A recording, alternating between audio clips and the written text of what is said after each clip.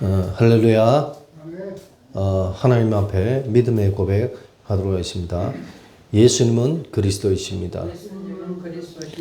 나는 하나님의 자녀입니다. 모든 문제 끝났습니다. 그리스도는 하나님 만나는 길이 되십니다. 그리스도는 죄와 저주에서 해방 주셨습니다. 그리스도는 사탄을 이길 권세를 주셨습니다. 아멘. 오늘 우리 237 망대교회 주신 강단 말씀의 제목은 당신은 그리스도를 얼마나 알고 계십니까? 이런 제목으로 하나님께서 저와 여러분에게 말씀을 주셨습니다. 말씀의 제목도 좀 길고 또 당신이라고 표현을 하니까 어떤 사람들은 반감을 가지는 사람도 있을 겁니다. 저 역시 고신 출신입니다. 대한예수의 장로의 가장 보수적인 고신 출신의 목사입니다. 제가 대학 다닐 때 우리 친구가 어디 그 대학 선교단체에서 배우고 와가지고 갑자기 교회에 와서 예수님을, 하나님을 당신이라고 표현하고 당신이라고 얘기하면서 기도하고 또 당신이라는 듣도 보다 못한 그 경균태가 그분 찬양을 빛이 없어도 환하게 다가오시는 주 예수 당신은 나의 당신이요, 이 찬양을 부르는데 뭐지? 왜 예수님을, 하나님을 당신이라고 얘기하지? 당신은 단어가 뭐지? 사실 그때는 굉장히 헷갈렸습니다. 저와 여러분들은 다른 의미가 없습니다. 당신이란 말은 뭐냐? 내가 아닌 너, 상대방을 이야기하는 것이 당신인 것입니다. 우리나라에서는 당신이라니까 뭔가 공격적이고 다른 어떤 안 좋게 얘기하는 것으로 오해할 수도 있는데, 당신은 뭐냐? 내가 아닌 주위의 사람들을 당신이라고 얘기하는 것입니다. 오늘날 한국교회가 정확한 복음을 정말 놓치고 있습니다. 그러다 보니까 별거 아닌 단어를 가지고 트집을 잡기도 하고 별거 아닌 그 말 가지고 굉장히 그렇게 하기도 합니다. 저는 하나님 앞에서, 저도 모든 것이 연약하고 부족한 목사이지만 정말 지금 특히 오늘날 한국교회 전반적인 모습을 바라보면서 목회자들이 타락하고 목회자들이 실수했다는 얘기를 들어보면서 가슴도 아프고 안타깝기도 하고 뭐지? 이런 생각을 놓고 이 부분을 놓고 기도하고 생각을 해봤습니다. 그때 하나님이 저에게 주신 응답의 말씀이 뭐냐? 네가 나를 아느냐? 네가 나를 믿느냐? 예수님이 베드로에게 말씀하신 것처럼 네가 나를 믿느냐? 네가 나를 아느냐? 이 말씀의 응답이 저에게 오는 것을 느끼고 깨달았습니다. 오늘 저와 여러분들이 말씀을 통해서 그리스도를 제대로 알고 믿는 복된 은혜가 임하는 복된 시간 되기를 바랍니다. 저와 여러분이 그리스도를 얼마나 알고 있습니까? 본문의 내용을 이야기하기에 앞서서 오늘 말씀해 보니까 빌립보서 3장 7절 9절 말씀해 보니까 뭐라고 되어 있냐? 전도자 바울은 뭐라고 얘기하냐? 그러나 무엇이든지 내게 유익하던 것을 내가 그리스도를 위하여 다 해로 여길 뿐더러. 저와 여러분들의 인생에 있어서 복음 때문에, 그리스도 때문에 내가 이때까지 자랑으로 여기고 내가 이때까지 좋다고 생각했던 모든 것을 해로 여기면서 살아가고 있습니까? 8절에 보니까 또한 모든 것을 해로 여김은 내 주 그리스도 예수를 아는 지식이 가장 고상하기 때문이라. 내가 그를 위하여 모든 것을 잃어버리고 배설물로 여김은 내가 그리스도를 얻고. 우리가 세상의 모든 것을 이전에 자랑하고 이전에 기쁘게 생각했던 모든 것을 해로 여길 수 있는 가장 근본적인 이유는 뭐냐? 그리스도가 내 인생에 가장 중요하고 가장 좋은 것이라는 사실을 저와 여러분이 깨닫고 믿으시기 바랍니다. 전도자 바울이 이 복음을 깨달았습니다. 그래서 그리스도 외에는 모든 것이 다 해로 여긴다. 이렇게 믿음의 고백을 할 수 있는 그런 은혜가 전도자 바울에게 임했던 것입니다. 9절에 보니까 그 안에서 발견되려 함이니 그리스도 안에서 내 인생이 새롭게 발견되기를 원한다고 전도자 바울은 고백했습니다. 저와 여러분의 인생이 하나님 자녀인 우리의 인생이 그리스도 안에서 날마다 발견되는 복된 인생이 되시길 바랍니다. 네, 그게 안 되면 안 되는 거죠. 내가 가진 너희는 율법에서 난 것이 아니요 오직 그리스도를 믿음으로 말미암는 것이니 곧 믿음으로 하나님께로부터 난 의라. 많은 사람들이 율법이라 말하는 것은 뭡니까? 어떻게 하면 되고 어떻게 하면 안 된다. 이렇게 해라 저렇게 해라. 그게 율법입니다. 그러나 오늘 전도자 바울이 말하는 율법은 뭐냐?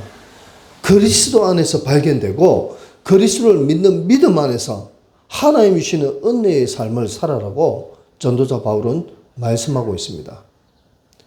에베소서에 보니까 너희는 그 은혜로 말미암아 구원을 받았나니. 저와 여러분들은 구원받아야 된 구원의 축복을 어디서 받았습니까? 한국교회 목사들이 왜 이렇습니까? 목사들이 왜 이랬습니까? 목사들이 왜 이래 실수합니까? 나는 왜 이랬습니까? 그분을 놓고 눈물로 기도하면서 하나님 우리 모습이 왜 이랬습니까? 저와 여러분들은 꼭 기억하시기 바랍니다. 인간은 이 땅의 모든 인간은 누구에게나 그리스도가 필요하다는 사실을 깨닫고 믿으시기 바랍니다. 그리스도가 필요한 거예요. 왜? 하나님께서 그리스도를 통해서 인간의 창세기 3장 문제, 인간의 모든 문제를 해결하시려고 예수 그리스도를 우리에게 보내주셨다는 사실을 저와 여러분이 깨닫고 믿으시기 바랍니다. 우리는 그리스도가 필요하다니까요. 연약하고 부족하기 때문에 그리스도가 필요합니다. 그리스도가 아니고서는 내 인생이 참된 인생이 될 수 없고 내 인생이 구원받을 수 없기 때문에 우리는 그리스도가 필요하다는 사실을 저와 여러분이 깨닫고 믿으시기 바랍니다. 그리스도가 아니면 안 된다니까요. 우리는 진짜 예수 그리스도 안에서 우리의 인생이 날마다 새로운 인생이 되어지며 그리스도 안에서 하나님이 인정하고 예수님이 인정하고 성령께서 저와 여러분의 인생을 인도하는 그런 복된 삶이 되시길 바랍니다. 그게 신자의 삶이라고 저는 생각합니다. 우리가 돈이 많고 가진 게 많고 지식이 많고 명예가 많다 할지라도 그리스도를 알지 못하면 아무것도 아니라는 사실을 저와 여러분은 꼭 깨닫고 믿으시기 바랍니다. 그리스도 모르는데 뭐가 필요하겠습니까?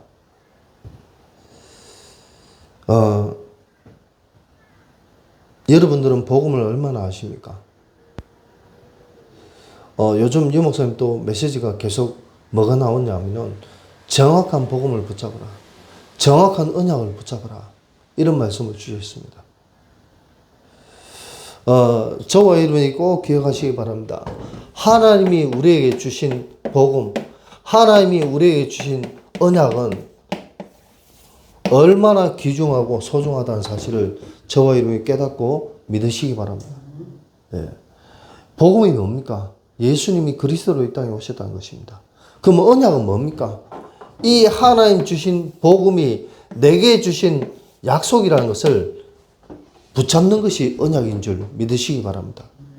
하나님께서는 이 복음을 우리에게 주시고 이 복음의 언약을 우리에게 허락하셨다는 사실을 저와 여러분이 깨닫고 믿으시기 바랍니다. 네. 그래서 이 복음을 붙잡는 만큼 하나님 주신 응답은 올 수밖에 없다는 사실을 저와 여러분이 깨닫고 믿으시기 바랍니다. 그만큼 복음이 중요한 것입니다. 대충 붙잡는 복음, 누구한테 들은 복음이 아니라 진짜 예수가 그리스도는 이 복음이 나의 복음이요. 이 그리스도가 내 인생의 주인 되는 그런 복된 삶이 되시길 바랍니다. 예. 그게 아니면 안 된다는 거죠. 제 간증을 짧게 하도록 하겠습니다. 별로 득될 건 없지만 왜 제가 이런 말씀을 드리냐. 저의 연약함과 부족함을 고백하고 저 역시 저의 남은 인생이 그리스도 안에서 날마다 발견되고 싶기 때문에 제 고백을 드리는 것입니다. 저는 모태신앙으로 태어났습니다. 교회 다니고 예수 믿는 아버지, 엄마 밑에서 태어났습니다. 그러나 저희 아버지는요, 율법주의 아버지였어요. 정확한 복음을 모르니까 기도 많이 하고 성경 말씀 많이 읽으면은 하나님이 기뻐하시는 줄 알고 늘 성경을 읽으셨어요. 늘 뭡니까? 하나님 앞에 기도했습니다. 늘 옳고 그런 부분에 대해서만 이야기하셨습니다. 제가 처음 이 복음을 붙잡고 복음을 듣고 저희 아버지한테 얘기했어요. 아버지, 신앙생활 잘못했어요. 하나님 진짜 원하시는 게 성경 많이 읽고 기도 많이 한다고 하나님 기뻐하시겠어요? 제가 이 얘기하니까 저희 아버님이 뭐라고 얘기했냐. 네 하나님 네 믿고 내 하나님 내 믿자. 이러더라고요. 그래서 제가 그랬어요. 아니 하나님이 한 분이신데 아버지 하나님이 어디 있고 내 하나님이 어디 있습니까? 아버지의 하나님이 내 하나님이요. 내 하나님이 우리의 하나님 아닙니까? 그래 얘기했더니 막 화를 내시고 그렇게 하시더라고요. 그만큼 저희 아버님은 영적으로 시달리다가 그도 나름 복음 받고 하나님 자녀 되었지만 정확한 복음을 모르니까 그냥 세상 사람들이 하는 기준으로 열심히 신앙생활을 해오고 율법적으로 신앙생활을 해왔습니다. 남이 교회 안에서 누가 실수하고 잘못하면은 그거를 용서해주고 그것을 그 사람을 위해서 기도해주기보다는 그 사람을 욕하고 그 사람을 비판하고 이렇게 신앙생활을 하셨어요. 저희 어머니는 저희 아버지 만나서 교회 다니고 예수 믿었지만 그러나 진짜 예수님이 누구신지 잘 몰랐어요. 말 그대로 종교생활을 했습니다. 믿음이라고는 거의 없었습니다. 제가 이 복음 받고 어머니에게 복음 전하고 예수님 영접시켰습니다.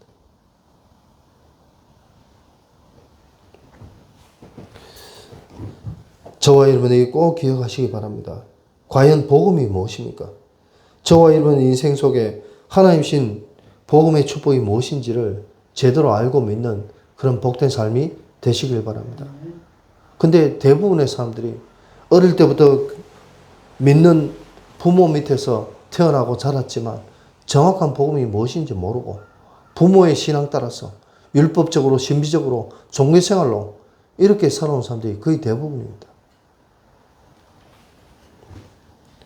저는 교회 안에서 어릴 때부터 얼마나 어른들 말씀에 순종하고 어른들 시키는 심부름에 얼마나 철저하게 잘 지켰는지 모릅니다. 교회 어른들이 저를 굉장히 칭찬했습니다. 어떤 장로님, 어떤 목사님들은 저보고 너는 앞으로 목사가 될 것이다. 하나님의 말씀을 잘 떠받들은 제 이름이 봉자거든요. 정봉식이거든요. 봉자가 뭐냐? 받들 봉자란 말이에요. 하나님의 말씀을 잘 받드는 목사가 될 것이다. 이런 얘기를 했어요. 그럴 정도로 어릴 때부터 어른들 말씀에 잘 순종하고 특히 목사님 말씀에 잘 순종하고 그렇게 살아왔습니다. 그러던 어느 날 이제 제가 세상을 알아갈 때쯤 어느 날 교회 안에서 문제가 생겼어요. 교회 안에서 청년들이 장로님들이 강대상에 서 있는 목사님을 땅바닥에 밀어붙이고 목사님을 갖다가 발로 밟고 그런 모습을 어릴 때 봤습니다. 뭐지? 제가 살아왔던 삶, 제가 배워왔던 그 삶과는 너무나 다른 모습이었습니다. 아니 어떻게 목사님을 저렇게 넘어뜨리고 목사님을 발로 밟고 목사님 넥타이를 갖다가 잡아 당기고 목사님을 굿하고 도대체 왜 저러지? 목사님이 서서 아무리 실수하고 잘못했다 할지라도 왜 저렇게 하지? 저는 어린 나이에 그게 이해가 안 됐습니다. 그런데 그런 목사님을 굿하고 목사님을 힘들게 했던 그분들이 누구냐? 바로 저의 선배들이었고 제가 어릴 때부터 다녔던 교회 저희 선배들이었고 어른들이었습니다. 그래서 교회가 분열이 됐어요. 교회가 나뉘어졌어요. 그런 모습들을 보면서 철이 들면서 저는 무슨 생각했냐? 정말 하나님 살아계신 게 맞습니까? 그렇다면 하나님 정말 살아계시다면 왜 우리 인간들의 모습은 다투고 싸우고 분쟁하고 왜 이렇습니까? 왜 우리 가정은 이렇게 어렵습니까?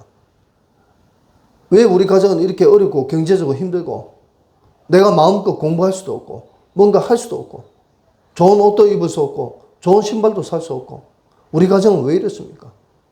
하고 많은 부모들 중에 왜 내가 이 가정에 태어나서 내가 이런 고통을 당해야 됩니까? 중학교 3학년 시절 누구보다 공부 열심히 해야 될 그 시절 저는 그 부분에 대한 의문이 제 머릿속에 너무나 차기 넘치기 시작했습니다. 그래서 공부보다는 시간만 나면 산에 올라가서 기도했습니다. 하나님 정말 살아계십니까? 하나님이 살아계시다면 나에게 살아계신 증거를 보여주세요. 아무리 기도해도 하나님 응답 없더라고요. 왜 인간에게 문제가 오고 이 문제는 해결되지 않습니까? 왜 하나님 자녀들이 서로 다투고 분쟁합니까? 너무나 아무리 생각해도 답이 없더라고요. 기도원에 가서 아무리 기도해도 하나님이 그 부분에 대한 답을 안 주시더라고요. 신학 공부도 해봤습니다.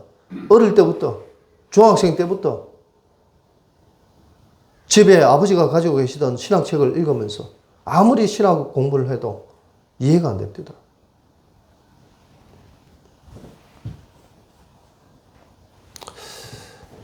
그래서 그때부터 저는 결심을 했습니다. 뭐라고 결심했냐? 이제부터는 하나님, 내가 세상 가운데서 내 마음대로 살겠으니까 하나님 타치하지 마세요. 그때부터 친구들, 세상 친구들과 원래 다니면서 술도 마시고 담배도 피우고 내 마음대로만 살았습니다. 그래 살면 마음이 편할 줄 알았습니다. 근데 아무리 세상적으로 살아도 마음이 편하기는커녕 오히려 더 마음은 답답하고 더 저의 인생은 힘들었습니다. 건강도 안 좋아지고 모든 게 더 힘들었습니다. 그래서 저는 다시 결심을 했습니다. 하나님 앞에 다시 돌아가게 해달라고. 그러면서 다시 교회에 나가봤어요. 근데 여전히 또 답도 없어요. 그러던 어느 날 제 후배를 만났습니다. 제 후배가 제게 와서 구원의 길을 했어요. 근데 그 후배가 구원의 길을 뭐 제대로 저에게 전달했겠습니까? 그 후배를 통해서 구원의 길을 듣는 그 순간 저는 어릴 때부터 그토록 하나님께 기도했던 그 질문에 대한 응답을 하나님이 저에게 제 마음속에 허락하셨습니다. 그 후배한테 구원의 길을 듣는 그 순간 하나님의 음성을 들었다니까요. 제 마음속에.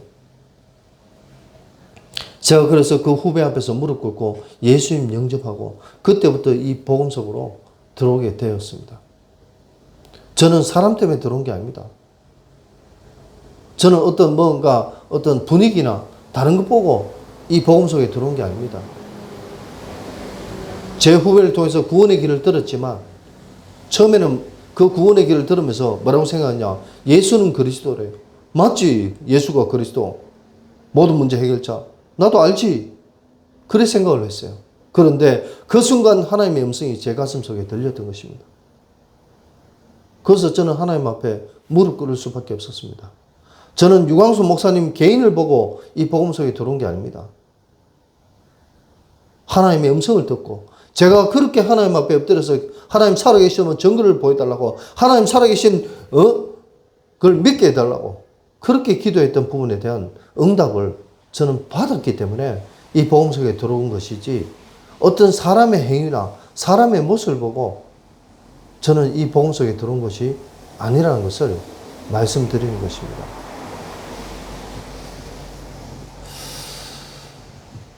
그래서 저는 이 복음 속에 들어와서 또 어떤 것을 봤냐? 예수가 그리스도는 이 복음의 말씀을 붙잡고 현장에 갔습니다. 처음에 찬양 사역을 했어요.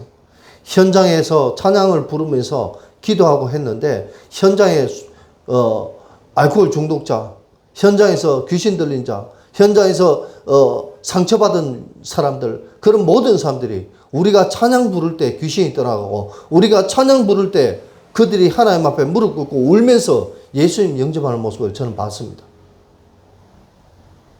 찬양사역 10년 넘게 했습니다. 찬양만 했는데 사람들이 찾아와서 무릎 꿇고 예수님 영접하고 울면서 예수님 영접하는 모습을 저는 봤습니다. 그리고 제가 무당사역을 했습니다. 많은 무속인들을 찾아가서 그들에게 복음을 전달했습니다. 예수님, 무당들이 복음 듣고 예수님 영접하고, 저는 절대 무당들이 예수님 영접 안 할 거라고 생각했어요.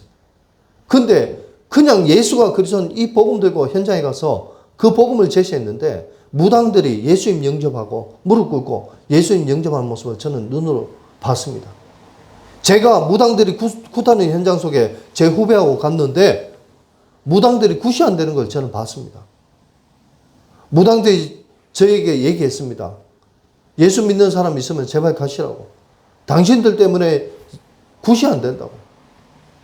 저는 그것을 통해서 뭘 봤습니까? 나는 하나님 자녀구나.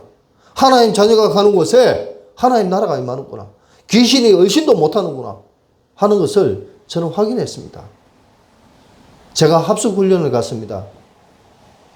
합숙훈련을 가서 마지막 날 현장에 갔는데, 부산의 초량도에, 제가 대구 살면서 합숙 갔는데 부산의 초량의 현장에 갔습니다. 어떤 골목을 지나가는데 어떤 어린아이가 창밖을 고개를 내밀고 있었어요. 이제 5살, 6살밖에 안 된 아이예요. 그런데 그 아이 눈이 충혈되어 있더라고요. 그래서 저는 저하고 같이 갔던 장로님, 권사님들을 불러 세웠어요. 이 집에 한번 들어가 봅시다. 그 어린아이에게, 야, 너 그 집에 어떻게 들어가노? 하니까 이쪽으로 들어오세요. 돌아서 들어오세요. 얘기해 주더라고요. 그 집에 들어갔어요. 젊은 엄마가 집 방 안에 누워 있어요. 제가 장로님 복음 좀 전해주세요. 하니까 안 된다고. 권사님 복음 좀 전해주세요. 아예 못한다고 내보고 하래요. 저도 예수 믿은 지 얼마 안 됐는데, 복음 속에 다시 들어온 지 얼마 안 됐는데. 그래서 제가 그 엄마한테 제가 5분만 복음 전할 테니까 한번 들어봐 주세요. 하니까 처음에는 나가라 하더라고. 오지 마라 하더라고. 가시라고. 근데요, 제가 기도하는 마음으로 다시 한번 설득했어요. 그러니까 들어오라 하더라고. 들어가서 그 엄마에게 제가 들었던 복음, 제가 후배한테 들었던 복음, 구원의 길, 합숙 받으면서 들었던 구원의 길, 그 복음을 잠깐 전했어요. 그랬더니 그 어머니가요, 눈물을 흘리면서 천년째 교회 다니고 예수 믿었는데 불신자 남편 만나가지고, 예? 교회 안 다닌다고. 그런데 자기 남편 가문이 단명하는 가문이래. 그런 고백을 하면서 그 아주머니가 예수님을 영접했어요. 저의 부족한 메시지를 듣고. 무당 현장에 가서 무당들에게 복음을 전하는데 무릎 꿇고 예수님 영접하는 걸 처음 봤습니다. 무당집을 지나가면서 무당집 대나무를 붙잡고 기도하면서 왔다 갔다 했는데 무당집이 다른 곳으로 이사가는 걸 저는 체험했습니다. 병원 사역을 갔습니다. 어떤 암병동에 들어갔습니다. 지금은 못 들어가게 하지만 옛날에는 들어갔어요. 들어가서 어떤 할아버지 붙잡고 복음을 전했어요. 할아버지가 암 말기 환자예요. 말씀을 못 하세요. 근데 할아버지 말씀 못 하셔도 제가 하시는 말씀이 알아듣겠으면 눈을 깜빡거리면서 그러면서 복음 전했어요. 예수님 영접하시겠습니까? 물어보니까 눈을 깜빡거려요. 제가 같이 갔던 부목사님에게 말씀드렸습니다. 목사님, 이 할아버지가 영접하려는데 영접기도 좀 해주세요 했더니 저보고 하래요. 그래서 연약하고 부족한 제가 그 할아버지에게 영접기도를 시켰습니다. 그리고 그 할아버지에게 제가 마지막으로 할아버지 위해서 축복기도 한번 해드리겠습니다 하고 축복기도를 해드렸어요. 그때 저는 청년이었습니다. 목사도 아니었습니다. 그런데 그 할아버지가 축복기도 해드리고 눈을 떴는데 할아버지가 눈을 감고 계시더라고요. 눈가에 촉촉히 눈물이 맺혀 계시더라고요. 할아버지, 기도 끝났으니까 눈을 뜨세요. 근데 눈을 안 뜨시는 거예요. 아무리 할아버지를 흔들어 깨워도 할아버지가 눈을 안 뜨시는 거예요. 옆에 계시던 앉아 계시던 간병인 아주머니가 놀래가지고 와서 할아버지 모습을 보더니 의사를 부르더라고요. 의사 선생님, 간호사 선생님이 와서 할아버지를 보시더니 운명하셨다는 거예요. 돌아가셨다는 거예요. 그런데 이 의사 선생님이 뭐라고 말씀하셨냐? 내 의사 생활 40년 만에 암 환자가 이렇게 돌아가신 거 처음 봤다. 저도 암 환자가 돌아가신 거 많이 봤거든요. 암 환자들은 돌아가시기 전에 숨이 끊어지기 전에 그 고통 때문에 고함을 지르면서 돌아가신 걸 저는 봤거든요. 근데 그 할아버지는요, 제가 축복 기도하는 잠깐 몇 초 사이에 눈에 눈물이 고이시면서 소천하신 모습을 저는 체험을 했습니다. 제가 잘났다는 말씀이 아닙니다. 저희 연약하고 부족한 인생. 저는요, 세상에 방황하면서 예수님을 떠나서, 교회를 떠나서 방황할 때 친구들하고 술 마시고 싸움질 하러 다니고 저의 인생 진짜 깡패 이상의 삶이었습니다. 누가 나한테 시비만 걸면은 싸우려고 하고 누가 나한테 걸리적거리기만 하면 두들 패려고 하고 그런 인생을 제가 살았습니다.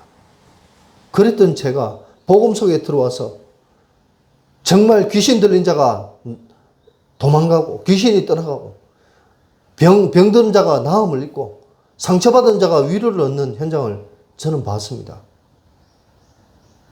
그래서 저는요, 제가 다녔던 어릴 때부터 커왔던 그 교단에서 복음운동한다는 이유로 잘렸습니다.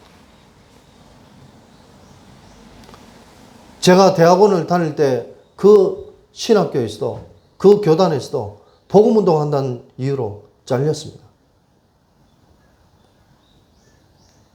저는요, 저보고 다른 목사님들이 그러시더라고요. 네가 그 교단이 아니고 우리 교단에 있으면 네 먹고 사는 거, 네 결혼하는 거, 너의 모든 거 다 책임질게. 왜? 너는 배경이 있으니까. 제 사촌 형님이 그 교단에 신대원 교수였거든요. 그런데 저는 사람을 보고 우리 교단에 온 게 아닙니다. 저는 사람을 보고 이 복음운동을 한 게 아닙니다. 예수가 그러신 이 복음 들고 현장에 갔더니 성령의 역사, 하나님이 하시는 역사를 체험하고 봤기 때문에 저는 제가 잘려도 거기에 대해서 아무런 근심 걱정 없이 이 교단에 들어왔다는 것을 하나님 앞에, 여러분 앞에 고백합니다. 네, 정말입니다. 저는 사람 보고 유광수 목사님, 우리 후배, 어떤 사람들 보고 저는 이 교단에 들어온 게 아니라니까요. 제가 아무리 부족하고 연약하지만 진짜 뭐요? 하나님신 복음, 주는 그리스도시요 살아계신 하나님의 아들이시라는 이 믿음의 고백의 언약 따라 저는 이 복음운동 속으로 들어오게 되었던 것입니다. 때로는 이 복음 속에 들어왔는데도 불구하고 제 자신의 연약함과 부족함 때문에 나는 왜 이럴까? 나는 왜 안 될까? 이것 때문에 괴로워하고 힘들어했던 적도 너무나 많습니다. 그러나 하나님께서는 그런 저의 연약함과 부족함과는 상관없이 예수가 그리스도인 이 언약만 붙잡도록 이 복음에 오직 할 수밖에 없도록 하나님 저를 인도하셨습니다. 지금 오늘 많은 목사님들이 이 복음 속에 들어왔는데도 불구하고 자꾸 사람의 행위를 보고 어떤 모습만 보고 판단하고 정죄하는 모습들을 저는 보면서 너무 안타까웠습니다. 우리가 제가 서론에서 잠깐 말씀드린 바와 같이 우리가 구원받는데 조건이 필요하다면 저와 여러분들은 구원받을 조건이 되는 사람들이 과연 몇이나 되겠습니까? 우리가 똑똑하고 잘나서 구원받는다면 저는 절대로 구원받지 못했을 것입니다. 그러나 너희는 그 은혜로 말미암아 구원을 얻었나니 하나님의 그 큰 사랑과 은혜로 말미암아 예수 그리스도의 사랑과 그 은혜로 말미암아 성령께서 나의 마음과 생각과 나의 모든 걸음을 인도하시는 그 은혜로 말미암아 내가 구원받고 하나님 자녀이 되고 오늘날 이 자리까지 이 목회자의 자리까지 올 수 있었다는 사실을 저는 하나님 앞에 고백합니다. 목사가 왜 저래? 목사가 왜 술로 먹어? 목사가 왜 타락하고 방탕해? 사랑하는 성도 여러분, 다윗도 우리아의 아내 바세바를 취했습니다. 다윗도 우리아를 전쟁터에 보내어 죽였습니다. 다윗도 많은 실수를 저질렀지만 하나님은 그의 실수보다도 그의 잘못보다도 그의 중심을 보시고 인도하셨다는 사실을 저와 여러분이 꼭 깨닫고 믿으시기 바랍니다. 타락하고 실수해도 괜찮다 그 말이 아닙니다. 우리는 나의 실수와 나의 잘못은 하나님 앞에 회개하고 하나님 앞에 용서받아야 되지만 그러나 나의 모든 연약함과 부족함을 변화시키시는 분도 하나님이신 줄 믿으시기 바랍니다. 그래서 우리는 사람 보고 환경 바라보고 신앙생활을 하면 안 되는 줄 믿으시기 바랍니다.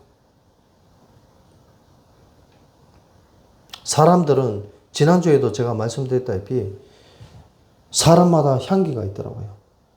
하나님의 자녀인 저와 여러분들은 그리스도의 향기, 생명의 향기를 나타내야 되는데 나도 모르게 교회 다니고 예수 믿는다 하면서도 다른 사람에게 상처 주고 다른 사람들을 아프게 하고 힘들게 하는 사망의 향기를 나타낼 때가 너무 많더라고요.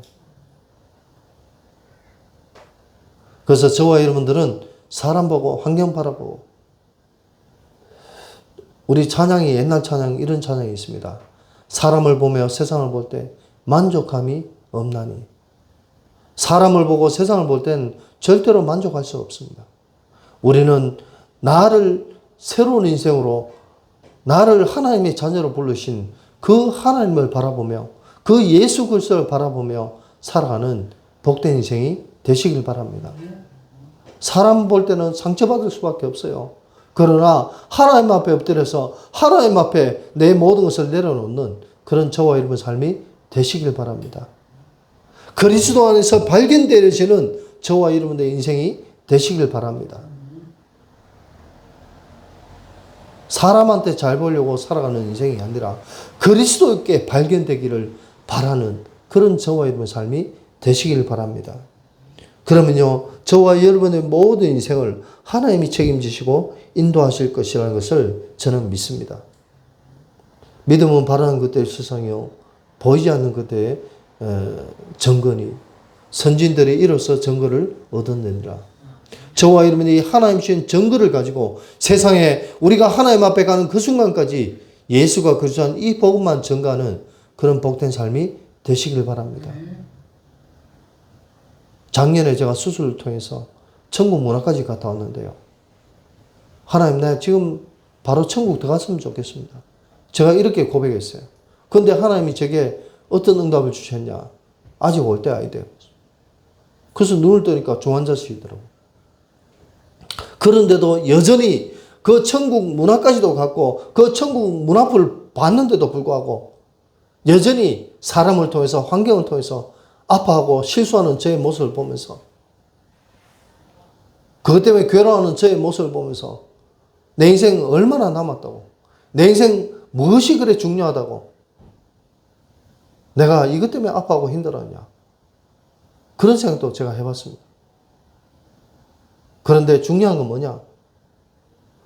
나의 연약함과 부족함을 떠나서 나의 인생 하나님 책임져 주세요. 나의 인생 하나님이 인도해 주세요. 그것밖에 제가 할 게 없더라고요. 제가 이 땅에 앞으로 몇 년을 더 살지 모르겠습니다. 제가 어떤 삶을 살지는 모르겠습니다. 그러나 저의 남은 인생 확실한 것 한 가지는 저는 알고 있습니다. 뭐냐? 예수가 그리스도는 이 복음을 전가하다가 하나님 앞에 가야 되겠다. 이거 한 개만큼은 저는 확실히 알고 있습니다. 오늘 전도자 바울이 고백했던 빌립보서 3장 7절에서 9절의 고백이 저와 여러분들의 믿음의 고백 되기를 바랍니다. 우리의 믿음의 삶이 되기를 바랍니다. 사람을 보고 환경을 바라보고 저 사람 왜 저러냐? 저 목사 왜 저러냐? 하기 이전에 하나님이 그 사람을 어떻게 변화시키고 그 복음운동을 어떻게 인도하시는지를 바라보며 살아가는 그런 저와 여러분의 삶이 되시길 바랍니다. 오늘 제가 이런 메시지 한 이유는 뭐냐? 한국교회 많은 목사님들이 제가 나이도 어리고 제가 부족한 건 많지만 감히 많은 목사님들께 말씀드리고 싶습니다. 우리가 하나님 앞에 서야 되지 않겠습니까? 목사의 행위, 목사의 말과 목사의 지식 가지고 그 사람을 판단할 것이 아니라 그 사람의 중심에 무엇이 있는지를 보고 판단하고 평가해야 되지 않겠습니까? 그리고 사람의 인생의 평가는 사실은 그 사람이 살았을 때보다 죽고 난 후의 평가가 더 중요하다고 저는 생각합니다. 오늘 저의 메시지를 듣는 많은 주의 백성들은 꼭 기억하시기 바랍니다. 사람을 함부로 판단하지 마십시오.